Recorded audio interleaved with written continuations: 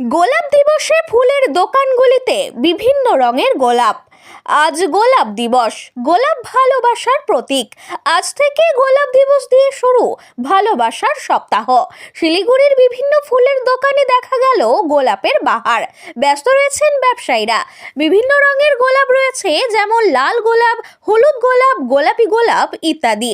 এই প্রসঙ্গে ব্যবসায়ীরা জানিয়েছেন, বিক্রি শুরু হয়েছে গোলাপের, ভালোই বিক্রি হচ্ছে।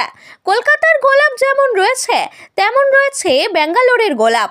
কলকাতার গোলাপের দাম 15 থেকে 20 টাকা, আর ব্যাঙ্গালোরের গোলাপের দাম আর একটু বেশি। আশা রাখছেন এবছর ভালোই বিক্রি হবে গোলাপের। ঠিক আছে না, আমার কাছে 3000 গোলাপ আসছে। কি আশা রাখছেন, সব বিক্রি হয়ে যাবে? হ্যাঁ, 14 তারিখ অবধি বেচবো। কোনটার চাহিদা সব থেকে বেশি? সব থেকে চাহিদা হলো ডাস গোলাপ। এখন কি বানাচ্ছেন?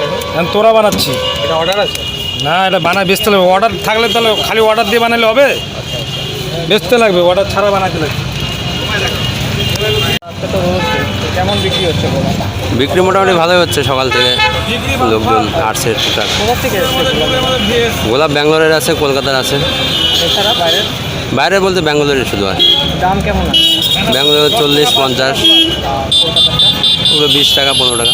কী কী কালারের গোলাপ আছে? পিঙ্ক কালার আছে, রোজ হোয়াইট কালার আছে, ইয়েলো আছে, রেড কালার, ওই সব মিলেই আছে।